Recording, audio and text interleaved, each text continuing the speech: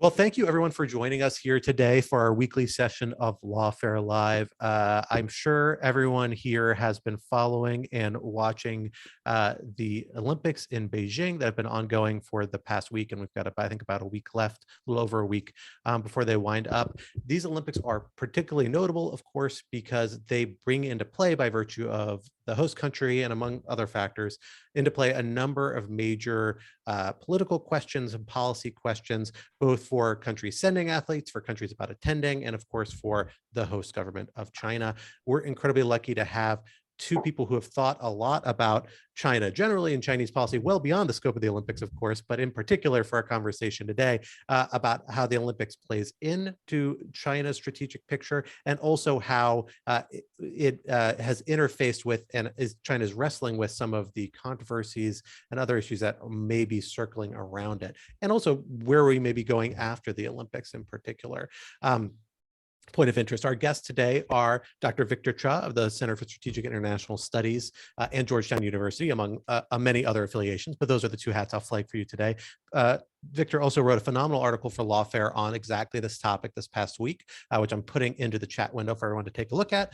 And of course, we have Julian, who many of you know from prior Lawfare Lives, and one of our Lawfare's favorite contributors and friends from Hofstra University School of Law, and one of our experts in many things, international law, national security, but also China and Chinese politics. And we're excited to have you all here today.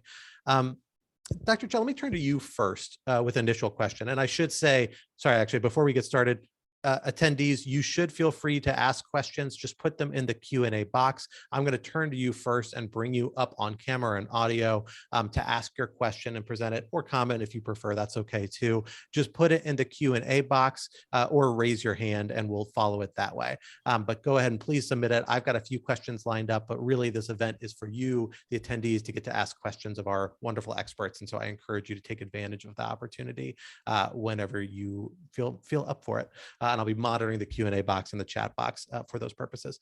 But to get us started, Dr. Cha, I want to turn to you first. Talk to us a little bit about how this decision to host the Beijing Olympics, of course, the second set of Beijing Olympics being held in Beijing in the last 15 years or so, with 2008 Summer Olympics as well, fits into China's worldview of itself, its narrative about its portraying its position in the world, both externally and internally. Why essentially would it want to host these Olympics?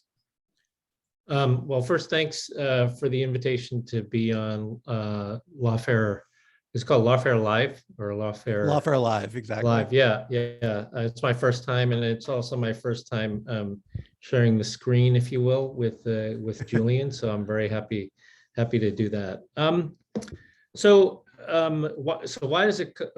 why do countries want to host this? Well, in a case like China, they want to host these things because they see them as very important benchmarks of development and of signaling to the outside world. So in 2008, when they hosted the Olympics, I thought the audience was as much international as it was domestic, in the sense of this was China's coming out party. It was showing the world how the fruits of 3 decades of modernization, going back to Deng Xiaoping, hyper modern, ultra cosmopolitan. I mean, all of those messages, no longer the sick man of Asia, that sort of thing, was, I think, the message to the outside world. And that's why, like, the opening ceremonies and everything, I felt they were really over the top. They spent exponentially more money than any previous host of the Olympics. And so there was that. And then I think domestically, it was also a message they were trying to send to the country about the continued legitimacy of the state and of the Communist Party. And this is what their system of governance can do. This time, I think it's a little bit different, 2022. Certainly the domestic message is still the same, but the external message is, I think, much more defiant. If the 2008 was about, here, look at us, accept us as now a developed country, our coming out party, I feel like this time it was much more defiant and much more confident in saying, this is who we are, despite what the West says, and we're pretty proud of what we've done. And we can talk about more specifics of it, but I think it's certainly a different message and a different context than 2008. Well, Julian, turn the next question to you, because I think this actually fits in well, but with your Dr. Strauss kind of led me to the next question, which is that how has this hosting been received and the messaging by other countries in the region? I'm particularly interested in Taiwan, which we know is an issue that has kind of always been simmering in, not necessarily even the background, but simmering close to the front of US-China relations, certainly, and a lot of China's relationship with the outside world has been so even more so in the last year. How has these Olympics been received by the outside world, but particularly, I guess, the neighbors in Asia that are most directly impacted by China? What is the message they're receiving with how China is approaching this from the Olympics and this more defiant tone that Victor has already mentioned? Yeah, no, thanks. And thanks. I also want to thank you guys for letting me jump on here. And I really honored to be on the panel with Victor Shaw. This is really going to be a great learning experience for all of us, I think. I just wanted to, from my perspective, I think what's interesting about this is that the Olympics always creates weird like dynamics because you're organized into your country team and then you compete against each other. And people are just like, so you combine sports fandom with nationalist fandom and you put it together and then they fight with each other. And actually, sometimes it actually sparks, one realm goes into the other. So if you can imagine people in, Cincinnati are really into their football team and that's one thing, right? But then you raise it to the nationalist level and then there's a group of people they really are nervous about or hate, and then you combine together. So one example of this is South Korea, who, historically their relations, the public's view of China has been steadily declining in the last few years, not because of the Olympics, but because of other things. But then there's these something like as like a short track speed skating controversy, right? Where the South Korean team, felt like they were unfairly treated, or something like the opening ceremony. They used they had a Korean, and Koreans are also an ethnic minority in China, and they were one of the people at the opening ceremony was wearing a Korean hanbok, which is kind of a traditional Korean, I don't know, I'm not Korean, an outfit or something, and that's not a big deal, except people in Korea, not everyone, but some people in Korea got very upset about it. And I think it reflects not that it's the Olympics' fault, but that there's something else going on, a longer term trend of, I want to call it concern or hostility, or at least distrust of China, that then manifests itself in these little incidents, which then cause like even the Korean presidential candidate was saying like you should not wear the hanbok, we're offended, and so then it becomes a Korean political issue, and it really, I think it shows that the little things China is doing, which is maybe not intended to offend, right, actually will set off what is already kind of a growing tense moment. The other example would be one of the torchbearers running up to them, not the one who lit it, but was a a PLA soldier who was honored because he was injured fighting with the Indians at the border clash a few years ago. And the Indian government saw this as a slap in their face, which it kind of was. And again, so they were already kind of having an ugly, sort of unpleasant relationship. And then it just kind of made it worse, right? So the Olympics, I think, is more of reflecting what's already going on between the publics and the peoples of these countries. And rather than tamping it down, in a weird way, some of these instances will show how it can make it worse. Like Olympics are supposed to bring us together, at least according to Olympic Charter. But, I think it could also, as we see these cases, inflame and aggravate and annoy. And I'll just list in one last thing. The press, international press coverage is a big impact here, because all we're going to get is international press coverage. And I think the international press is just glum and depressed because they're stuck inside like this loop, and they can't go out and they can't even eat at regular restaurants, and it's just grim, right? And they're being tested constantly, they're quarantined, and so everyone's like in a bad mood. And so the news coming out of Beijing is not this happy story. It tends to be also has this veneer of gloom. So I think in general, its reflection to the outside world is not going to be as strong because they can't control that message as well. And people are just kind of in a bad mood anyways. And these little incidents can make it worse. So one of the big policy reactions, I won't even say reaction, I guess a reaction to the fact the Olympics were coming, because I'll have before the Olympics, was the diplomatic boycott. We saw the United States more or less kick off, although I actually don't think they were necessarily the first to implement a diplomatic boycott, but one of the early states, and that had a number of other countries often allied with the United States, Australia, Canada, United Kingdom, Japan, a couple of European countries kind of join up as well in the 2 or 3 months before the Olympics got started. You include a very useful diagram about this, Dr. Cha, in your piece for Lawfare, noting the kind of evolution of the diplomatic boycott to encompass a significant block of countries that are familiar because they often coordinate with the United States in national affairs. You have kind of UK, Australia, Scandinavian countries, Japan, and a few other countries as well. Tell us a little bit about how this boycott evolved, the logic behind it, and then how it's being perceived by China, both the public and elite. Is it having its intended effect? Did it really have a particularly strong intended effect, or was it more for domestic audiences? And is it considered an effective diplomatic measure, or something that has kind of run flat on the countries that initiated it?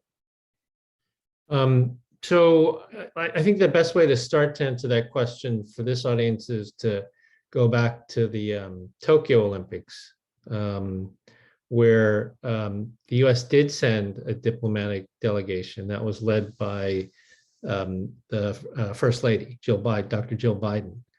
And, while she was there, she was, there for the opening ceremonies. She met with the Japanese Prime Minister. She met with other heads of state. She went to a couple of events. She hosted a watch party for US Embassy officials, US Embassy staff. So it's really, it's both a sign of respect to the host country. It's a sign of support for the athletes. And this was also under COVID, so there weren't a lot of people there. So it also helped the host country in terms of audience support and all these sorts of things. And, I think the Biden administration just decided it wasn't going to do that for China. Like, it wasn't going to do that for the Chinese host. The stated reason, as Jen Psaki said when they announced it, was because of the human rights abuses in Xinjiang. So that was in Hong Kong and other sorts of things, but that was sort of the stated reason, in that they weren't going to, as I talked about in the piece, the US government wasn't going to help to contribute to the fanfare of the Olympics. So, so I think it did leave a stain on Beijing's efforts to try to cast the sort of picture perfect Olympics. So I think it did leave a stain. Was it ever intended to change China's policies in Xinjiang? No, I don't think they ever had any aspiration that it would do that. It was just a way to show protest with regard to China's policies there, probably raise consciousness, because maybe a lot of people don't know about what's going on there, and that's important from a human rights perspective. And I can't remember who was it Lithuania or Estonia? Somebody else went before the United States, but of course, after the United States, about a dozen countries followed. Some of them were very clear that they were doing it for the same reasons. Some of them were a little bit more ambiguous. Could have been COVID, could have been Xinjiang. They didn't really say. And then some countries didn't say anything about boycott, but just didn't send officials. They didn't state one way or the other. So I think it was the right thing to do. I don't think, the boycott didn't extend to athletes, which I think was very important, that our own athletes not be sanctioned for Chinese human rights violations in Xinjiang. Effectively, that's what it would have been. That would have made no sense at all. So I think it's good in that sense. How it's received in China, I think, we've seen it. I mean, for one, the Chinese just see this as part of feeding the domestic narrative of the West, trying to keep China down, trying to steal China's thunder, trying to ruin their moment in the spotlight, moment in the sun, which just continues to feed, this post-Tiananmen Square national effort at directing all youthful energy in the direction of patriotism and nationalism, anti-West. And so I think it feeds it there. And then I think we saw very clearly in the opening ceremony that that Julian was describing, the having one of the torchbearers be this athlete from Xinjiang. In a completely different context, that could have been a positive thing. But in the current context, where China completely dismisses all charges with regard to what's happening in Xinjiang to Uyghur Muslims, to have that person from Xinjiang be the final torchbearer was really sort of, Xi Jinping's answer to Biden and this boycott.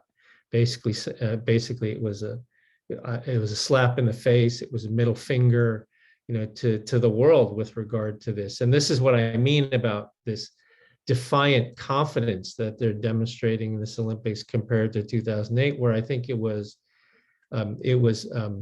confidence as well, but there was an insecurity because they wanted to be accepted as this great. This, I think, is very defiant, very confident, very defiant, and I think it's a message that they were sending both at home and to the world. The Chinese response to the boycott has been a line that sounds very ominous. It may not be as intended to be as ominous, or perhaps it was, as it sounds. That says those participating will pay a price for their erroneous actions, to paraphrase. What sort of reciprocal response should we be expecting from China in this regard? Obviously, the assumption seems to be that they're just going to do the same in kind back when some of these countries host their own Olympics. The United States is up in 6 to 8 years. I can't remember the exact year, but some point in the near future. A few other countries that participated might be a few that didn't participate that seem like likely candidates as if they would.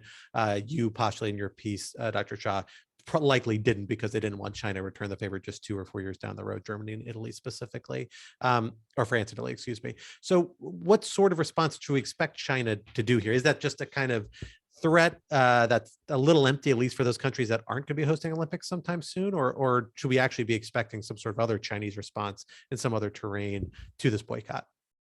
Yeah, well, I certainly expect, I would be surprised if they didn't reciprocate the action for Los Angeles and Australia, Brisbane, Australia. Those are the 2 summer games that are coming up. I would be surprised if they didn't reciprocate that, and they probably will. They've, as you said, they said publicly, people, those countries will suffer.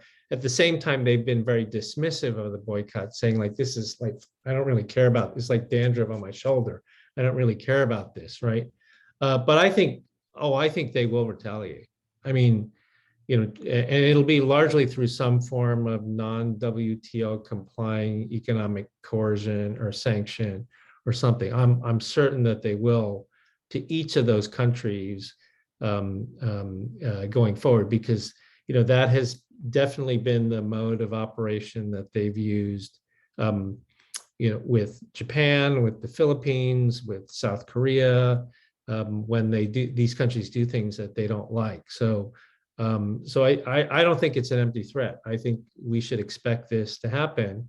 And this creates big questions more broadly. I study international relations, and it creates big questions more broadly about, what do you do with, rising hegemons, rising powers that are trying to achieve dominance, that are willing to weaponize economic interdependence the way that the Chinese have been doing. So I certainly expect that we will soon hear of some very targeted actions that Chinese will take against, Lithuania and some of these other countries that have joined the boycott.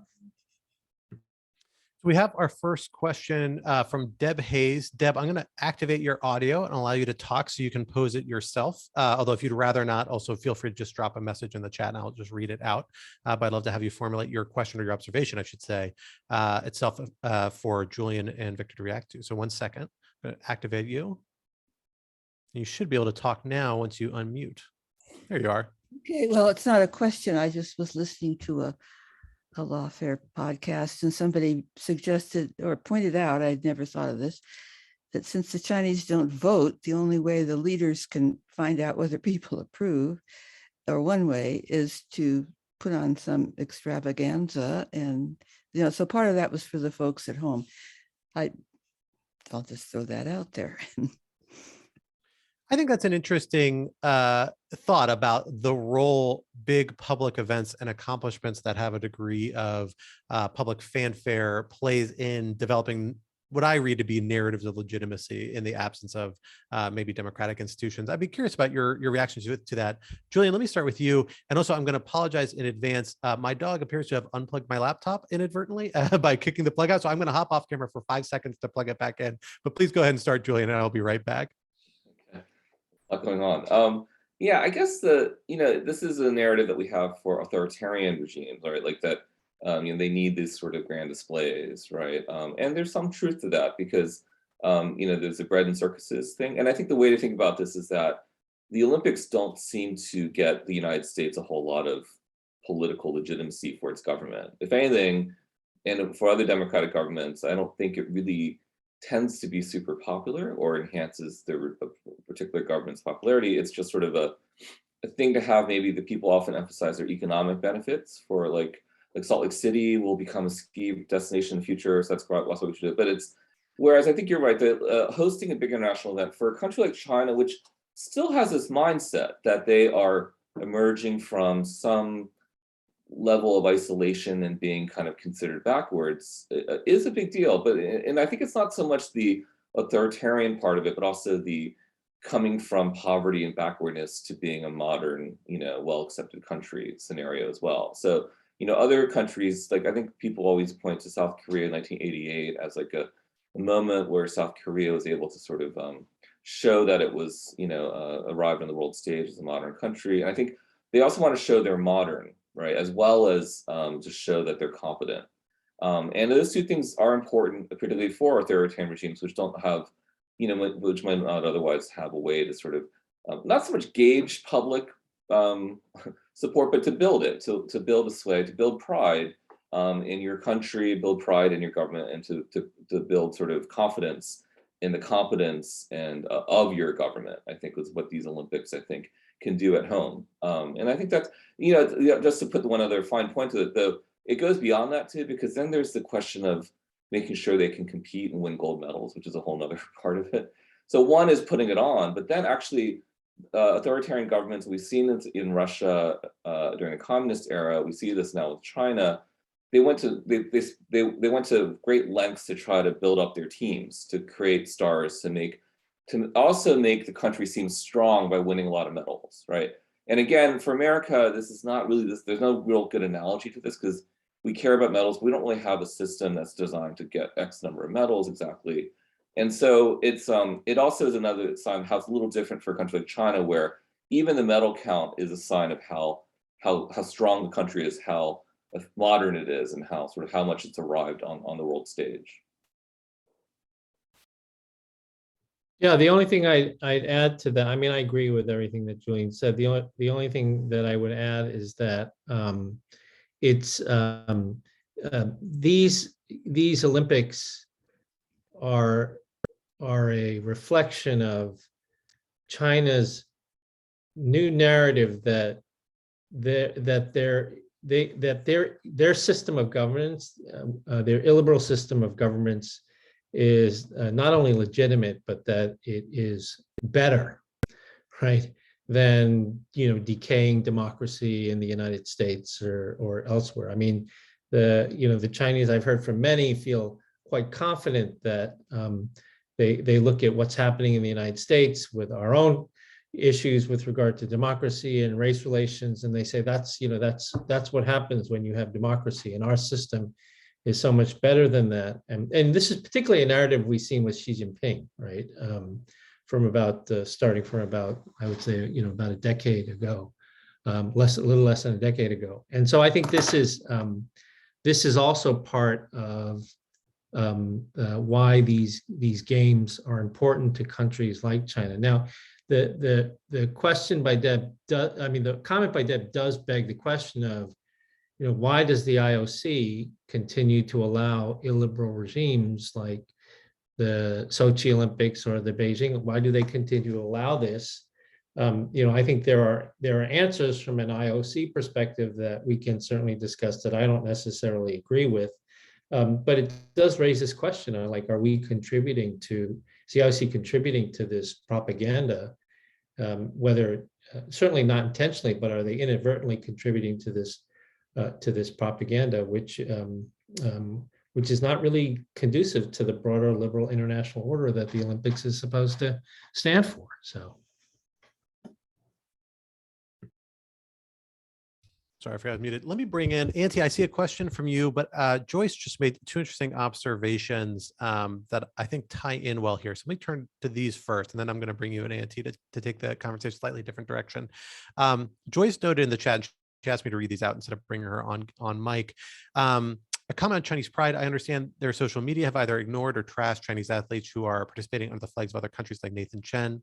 And then noted later, there is also an American-born figure skater who's performing under the Chinese flag that has also faced social media scrutiny, to summarize, because she didn't perform well. I'm actually not familiar with that specific case. We also have, of course, the very famous case, at least on the U.S. side, of Eileen Gu, an American born and raised supermodel, but I think her mother is from China originally, who is competing under the Chinese flag for the Chinese Olympic team in a variety of ski events and killing it, evidently. I think she's taken home a couple of goals at this point. How does this vision of the Chinese diaspora fit into this narrative of strength that China is trying to project? Is there an element of shaping Chinese American or Chinese other nationality athletes participating for other countries? Is there a degree of trying to extend pride to them as part of the broader Chinese community? Or is there an idea that now there's a pressure for those people to come back and compete for China as part of this more assertive mentality, either officially or, as Joyce is noting here, as kind of a social media, a cultural voice that people is finding popular hold among Chinese watchers of the Olympics, although, there might be an official element of that as well. Dr. Charles, start with you. So I would not jump to the conclusion that China's embracing and importing of the Chinese diaspora athletes is a sign of sort of multi-ethnic tolerance on the part of the I was not trying to be quite that generous. Yeah, no. I know you're not, but I think that's certainly part of the impression they want to give, right? That they embrace the Chinese diaspora and they embrace, as Julian said in the opening ceremony, they embrace all these ethnic groups that comprise Greater China, with that one part of the ceremony where they had the Korean hanbok, but they had all these other folks in traditional dress. Like, I don't think that's what they're interested at all. I think it's actually very transactional. China is not sort of a world competitor in winter sports yet. I mean, that's part of the reason the IOC is bringing the Olympics to China. They're just not world class yet. I mean, they're still somewhere in the lower ranks in the total medal count right now. That might change by the end of next week, but they're still not, they're clearly not up there with the Scandinavian countries and with the United States. And yet they want to create national heroes, and they want to create a much more competitive pool of youth going into the future. And so how better to do that than to import someone like Eileen Gu, who is right, beautiful, smart, right, perfectly bilingual. She even said she's American when she's in the US and she's Chinese when she's in China. So I think it suits the Chinese purpose very well. But as you said, it's very transactional, it's very draconian. If they import some of these athletes and they perform poorly, they're basically tossed aside like garbage on the street. Like there is, and the Chinese public have no tolerance for them. The Chinese public is saying, oh, how nice that they wanted to embrace their Chinese heritage and come and participate and compete for the mother country. They're just like, you suck, basically, right? They're like, you suck and you embarrass us, right? You embarrass the Chinese heritage, and you're an embarrassment to the Chinese heritage. So I think it's, there's very little tolerance for anything that has to do with this broader sense of citizenry or community. That's something the United States does. I mean, we have athletes of all different persuasions who participate, and whether they do well or poorly, we still embrace them as Americans. I don't think that's the way the Chinese feel about this at all. So Eileen Gu, right? Of course, she's wonderful, she's terrific. But these other poor folks who also made that decision and fell on the ice or other sorts of things, they're just treated so poorly, and that's a very sad thing to see. Julian, do you have anything to add here? Yeah, kind of. Yeah, it's actually something I thought a lot about as a Chinese American who's lived in China, and sort of felt a little of the dynamic when I was sort of going back and forth. I think it's changed over time a little bit. I mean, I think historically, there was sort of the China and the Chinese diaspora. It's a complicated relationship, and like if there's a movie star overseas who's like ethnic Chinese, like someone like even a few years ago, Jeremy Lin, right? He's American.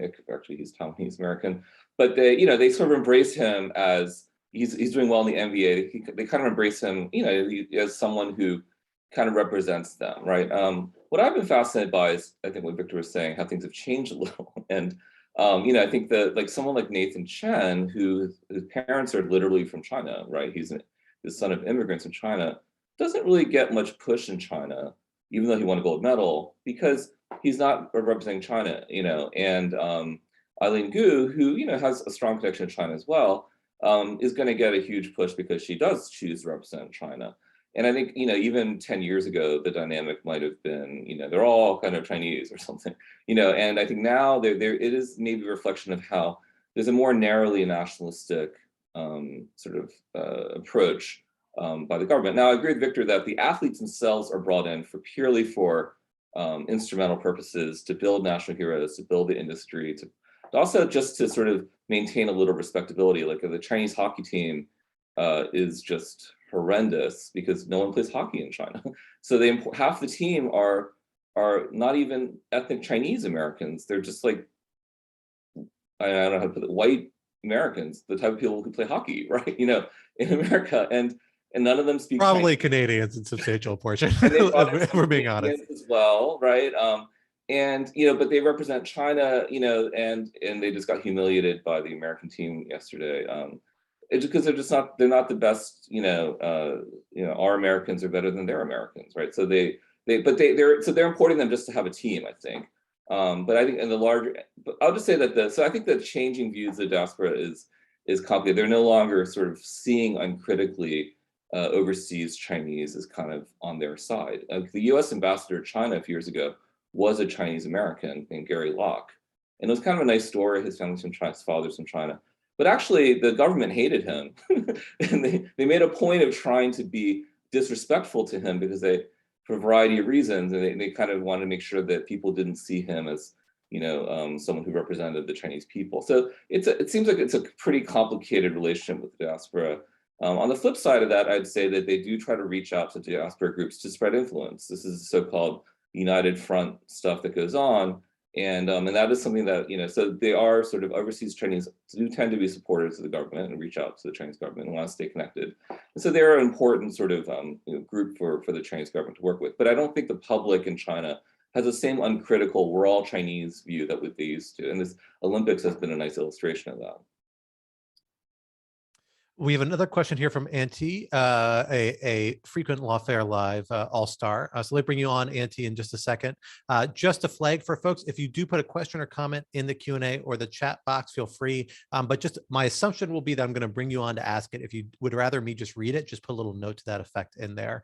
You can also just raise your hand if you don't want to formulate your question in advance, and I'll get you in the queue. Auntie, let me bring you on here.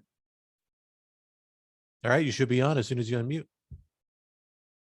Yes, thanks, Scott. Hey, guys.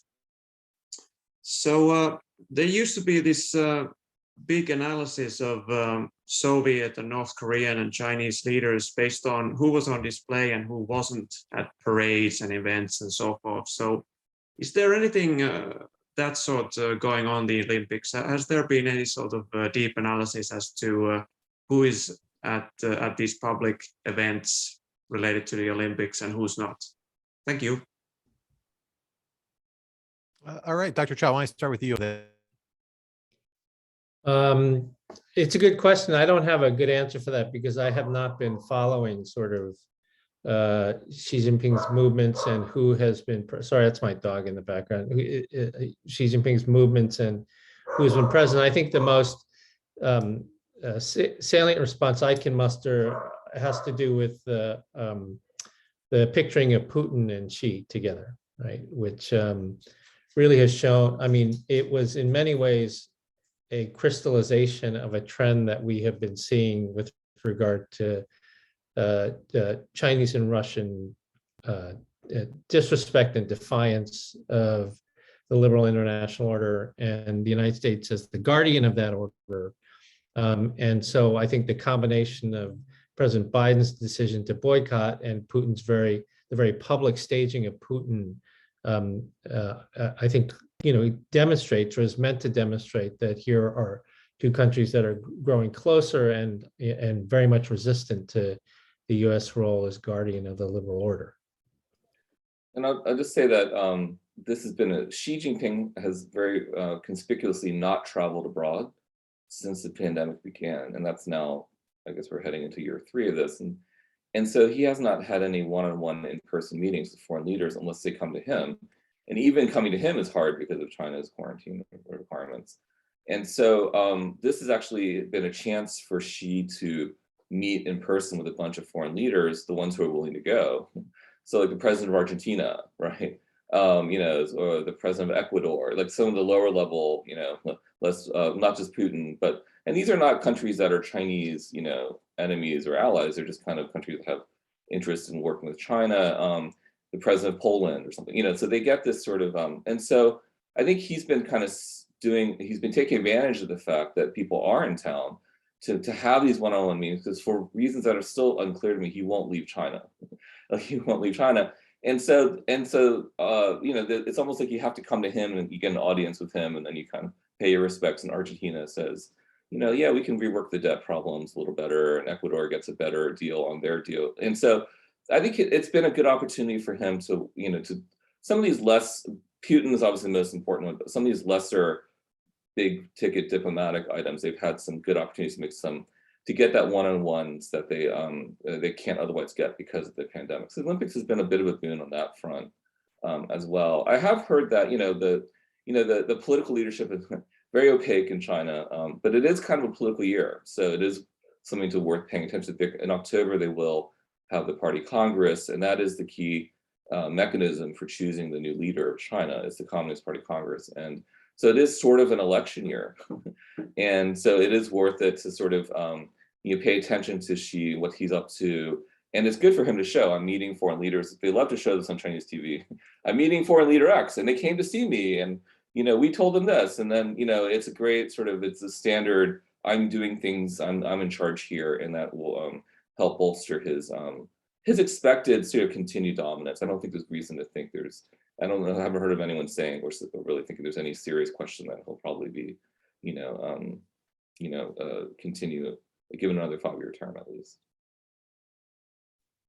That actually raises a kind of interesting question. Is maybe a detail you all haven't been tracking as closely, but I'm curious, do we have a sense about whether the reception of Putin was substantially different from those other leaders or notable leaders, I should say, of maybe countries with which there's a significant bilateral relationship that is also taking place around the Olympics? Is something that got an immense amount of attention in the Western press because, among other things, the constant kind of obsession with Putin in a lot of ways. On top of that, the fact that the timing of the Olympics is tied to a potential Russian offensive in Ukraine, and there's believed to be a degree of coordination between the two countries potentially on that. It's rumored at least. So the perception in the Western media, I think, is that Putin got an exceptional amount of treatment. But is that actually true? Do you all have a sense of that in terms of how other leaders have been received?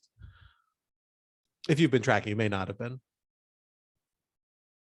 I assume they did what we call a side bilat, right? A side bilateral as a part of his visit there. But I don't know if he got special.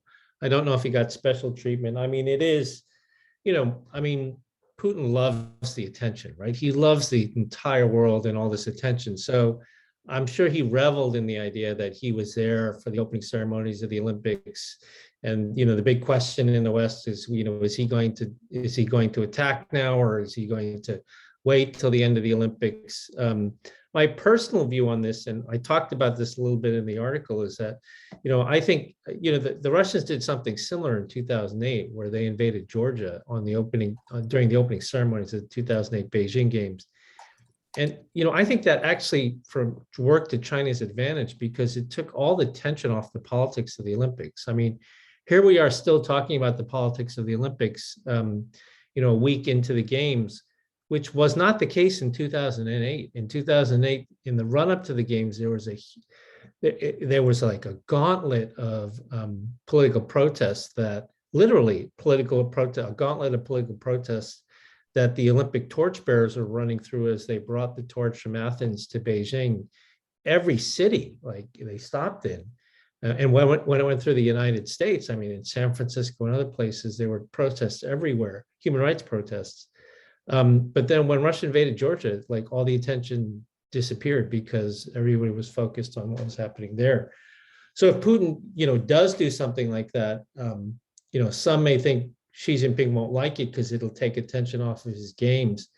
He may actually like it because it will, the sports attention will never go away because, it's just so compelling, all these stories. But the hard news political cycle, if you will shift to Ukraine, and that'll give Xi Jinping a free pass for the rest of the Olympics. So it's something that's debatable, of course, but I'm sure that from Putin's perspective, this is just another one of those tactical moves that he uses to puff himself up, to elevate himself, and also mess with the West in this sort of spoiler role. I mean, China and Russia are very different in the international system. China is a rising challenger in the international system. Russia is not a rising challenger. It's a declining power, but it's playing a spoiler role.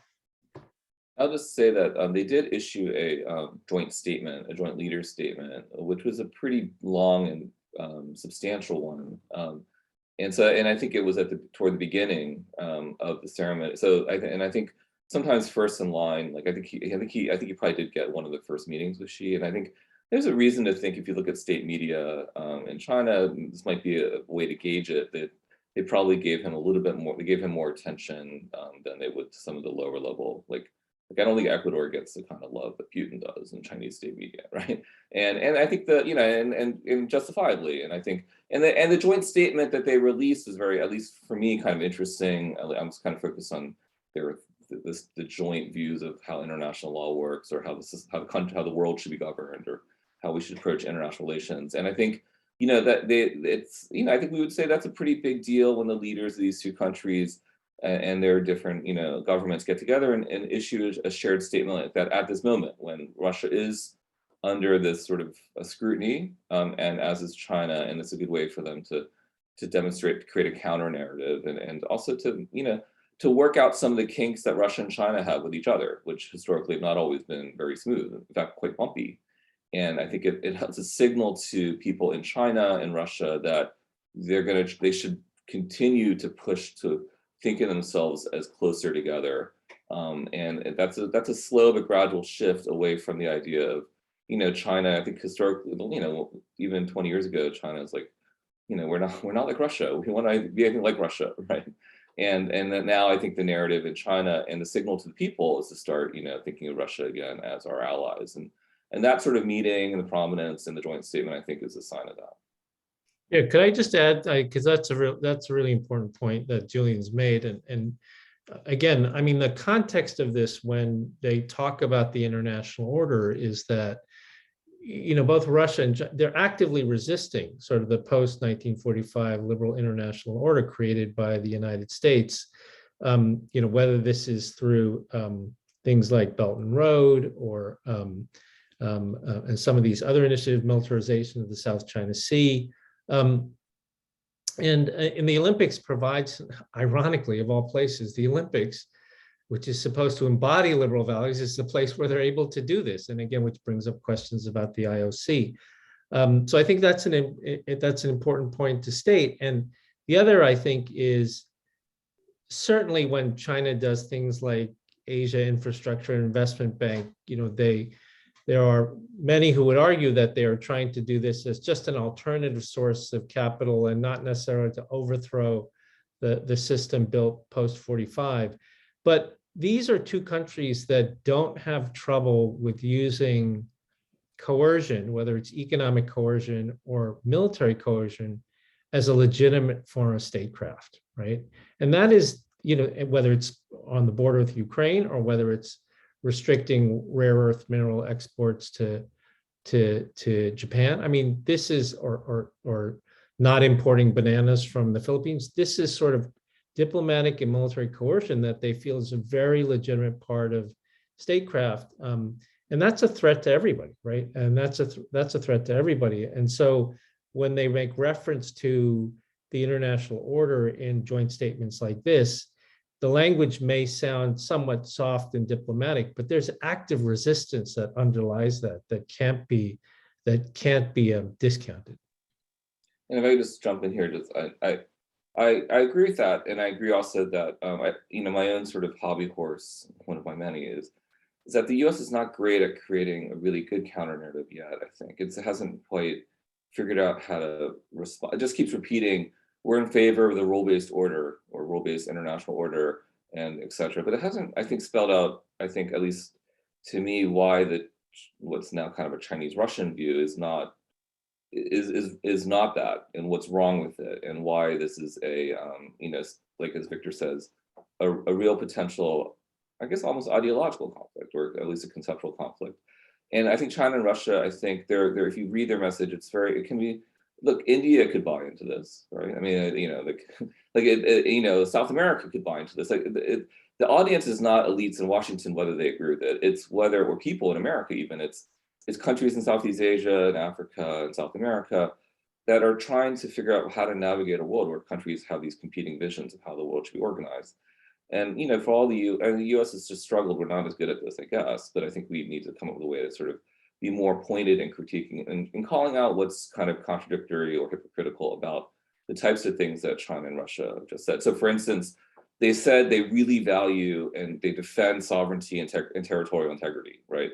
That this is a core value. Well, this is a problem for Russia, which is currently about to, threaten the sovereignty and territorial integrity of a state that they all recognize, including China recognizes all those borders. And, so it's, as a legal matter, it's just insane to say we support territorial integrity as a core value of everything we stand for, and we are going to mass our troops and invade you, next week, right?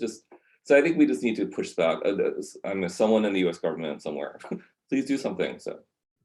So as almost on cue, so the Biden administration, I understand, is going to release their Indo-Pacific strategy today.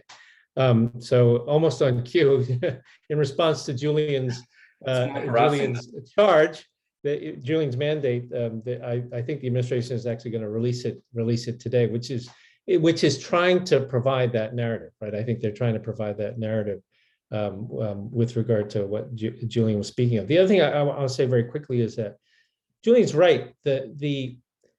The narrative that the Chinese and Russians try to give it's very seductive, right? It's very seductive for a lot of countries that are not advanced industrialized democracies, because it really discounts some of the things that they may see as obstacles to sort of very strong state-led development, like democracy, like human rights, like labor laws, like protecting the environment, these sorts of things. So it is very challenging for the West, because it is a very seductive argument that that many in the developing world will be drawn to. We have another question from Auntie, but because we're short on time, Auntie, I'm going to actually pose it for you because I want to wrap it into a bigger question. And then I have one last question to come back to, although if anybody else has another question or comment, please hop in queue because you guys get priority. Auntie asked whether there's anything notable about Olympic-related construction projects on choices of sites and their design. I want to expand this a little bit because I think it's an interesting question. How have these games fit into China's internal development model, I guess economically or also politically? I mean, like, has they been used as part of a system to reward certain people domestically or not? Is it fit into a bigger developmental picture, or is that really all secondary in these games, which may or may not be different from 2008? Yeah, go ahead. So Julian, why don't you go, or Dr. Cha, please. I'll turn to you over first. Yeah, I'll just say very quickly that I think there was in 2008.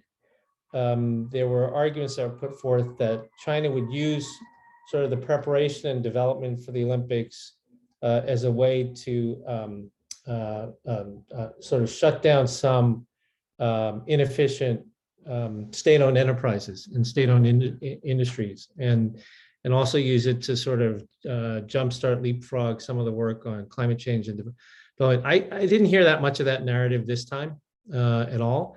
And in terms of the facilities, you know, they built the facilities in 2008, and they're using many of those facilities.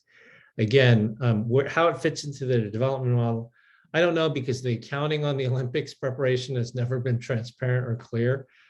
We know that they spent, as I said, exponentially more than any previous host. And what we do see with countries that re-host the games is that they do tend to go back and use the facilities and refurbish them, but use the facilities that they've used before. And China seems to follow that in some degree.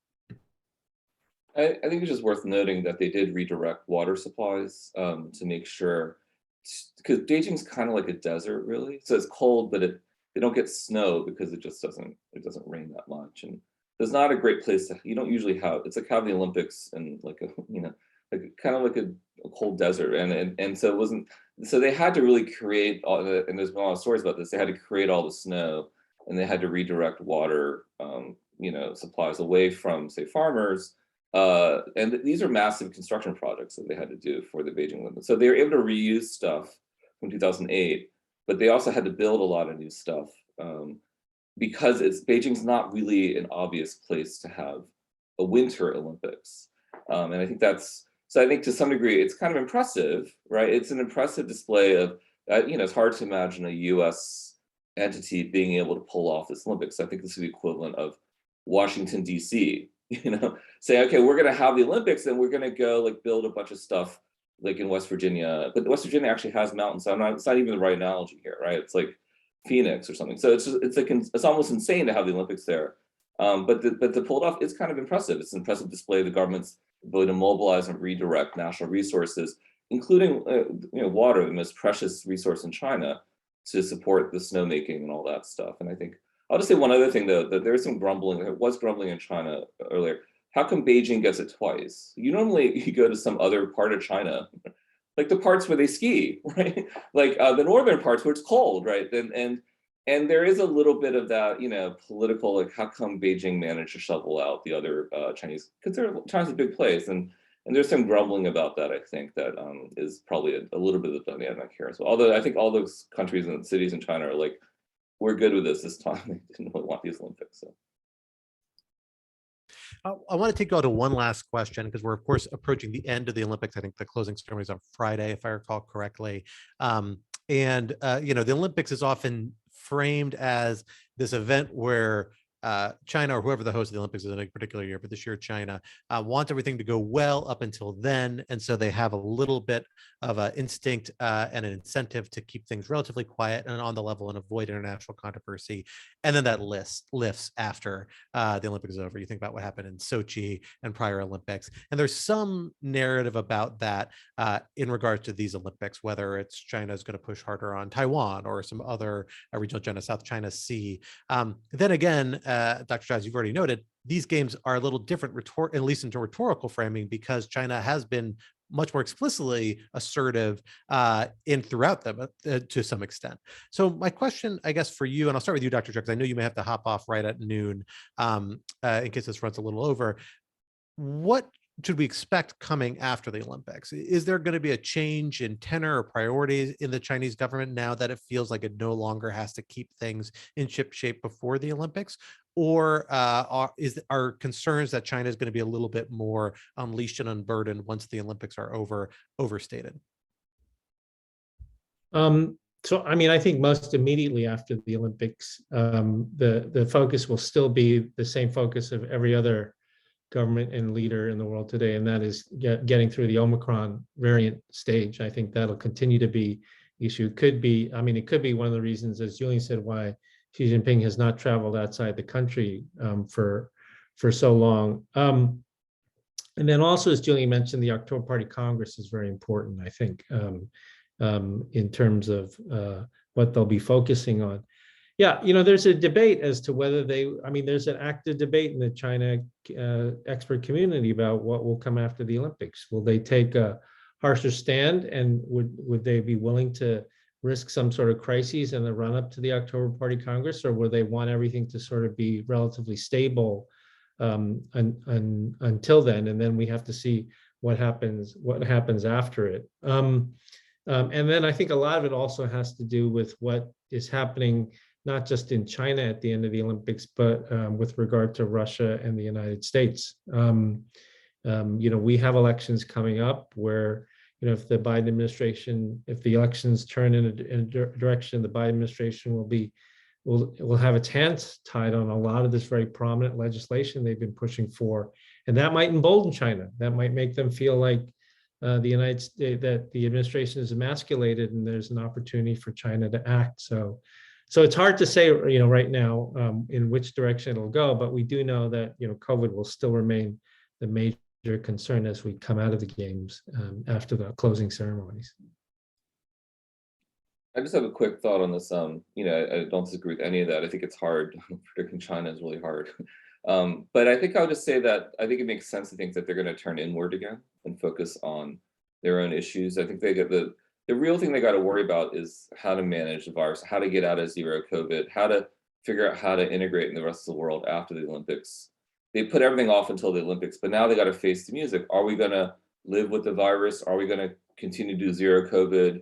And then they have some domestic economic issues that can't be ignored, right? They have to really think about how to deal with those issues.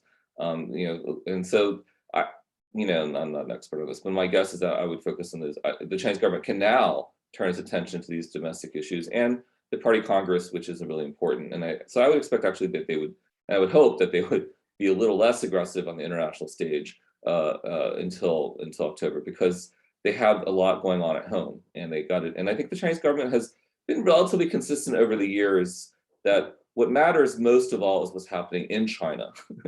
And secondary, what's happening outside of China. There's very rarely the government is more interested in its overseas activities than their domestic control. And I think if you bet on all politics is local, then they'll be turning inward after the Olympics, is my guess. But Well, thank you all so much, Dr. Cha. Thank you for joining us. I know you have to run, but really appreciate it. It's a lightning conversation. Julian, thank you so much for joining us. And to our audience members, thank you so much for joining us as well. This is part of a weekly series that we do, bringing in outside guests, or sometimes bringing our internal experts, if you will, and editors on to talk about issues in the news, issues that we've written about on Lawfare, sometimes in a live podcast format, sometimes in a Q&A format like this.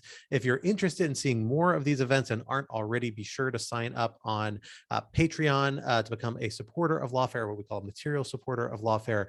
We would love to have you support all of our activities here, and that will get you access to these weekly sessions, of which we occasionally hold them open like this one. But we hope you will be able to join in the future. Until then, we will see many of you next week. Thank you and have a good afternoon.